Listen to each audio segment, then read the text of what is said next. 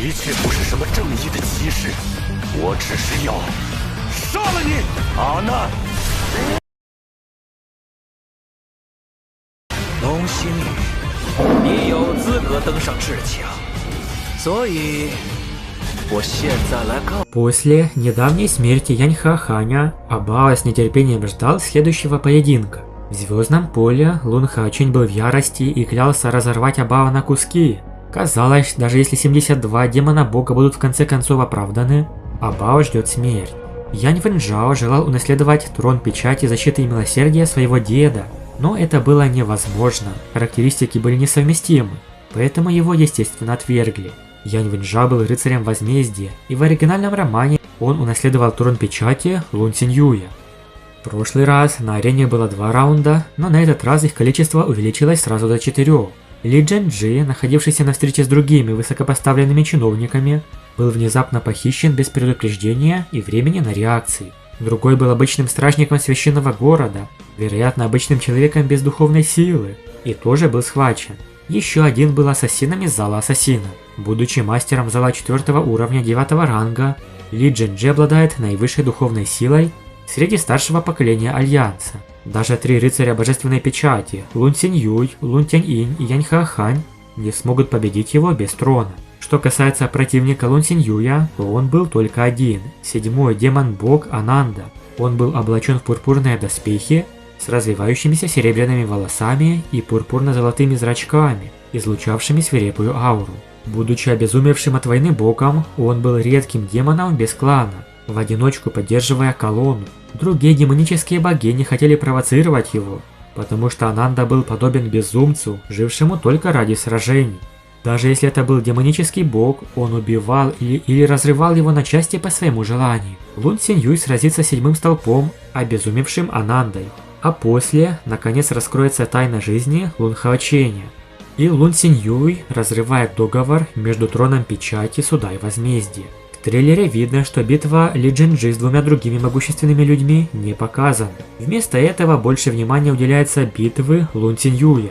Когда Лун Циньюя выбрали и отправили на арену смерти звездного домена, Абао уже подготовил ему противника, сильнейшего противника Лун Циньюя, бога войны 7-й колонны Ананду.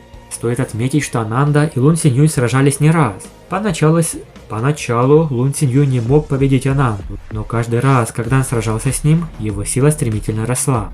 Теперь Лун Циньюй уже стал рыцарем трона божественной печати, а его совершенствование достигло 9 уровня. И вот, Лун Циньюй и Ананда снова встретились, и между ними вспыхнула смертельная битва, которая стала для них последней. Было видно, что они сражались яростно, особенно Ананда, чей вид был таким угнетающим и внушительным.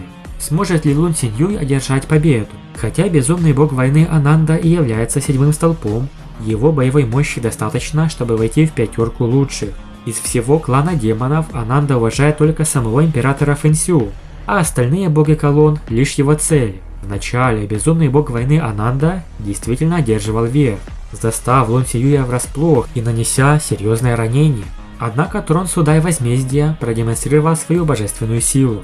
Лун Циньюй обрушил на себя мощь трона божественной печати, сорвав с себя одежду. Держа в руках 2 меча, он выглядел невероятно мощно. Восседая на троне, Лун Циньюй был властен. Наконец он обрушил всю свою мощь, одержав победу над воинственным богом Анандой и положив конец их вражде. В трейлере мы видим, что после того, как Лун Циньюй и обезумевший от войны Ананда начинают сражаться, Ананда упоминает, что Лун Циньюй вынуждает его задавать вопросы, говоря, что если он сможет победить его, то расскажет правду. Тот факт, что Лун Циньюй вынуждает Ананду задавать вопросы, на самом деле является следствием жизненного опыта Лун Хаоченя. Это связано с тем, что Лун Циньюй всегда подозревал, что Лун Хаочень не его сын, а ребенок или сын императора Фэнсю и Баюэ. Из-за этого Лун Циньюй даже не вмешивался в бой Лун Хаоченя с императором Фэнсю. Однако, победив Ананду, Лун Циньюй наконец раскрыл тайну жизни Лун Хаоченя. Оказалось, что император Фэнсю был отцом Баюэ, дедом Лун Хаоченя.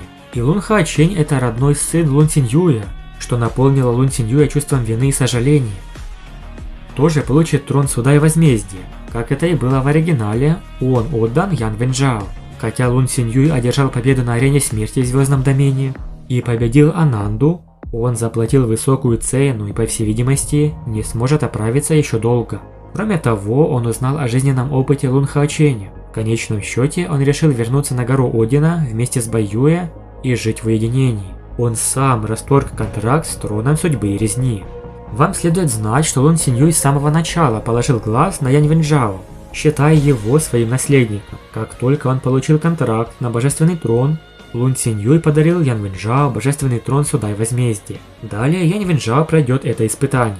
Он желал унаследовать трон печати защиты и милосердия, но это было невозможно. Вот такие классные моменты нас ждут в серии «Трон, отмеченный Богом». Большое спасибо за просмотр, подписывайтесь на канал, ставьте лайк и всем пока.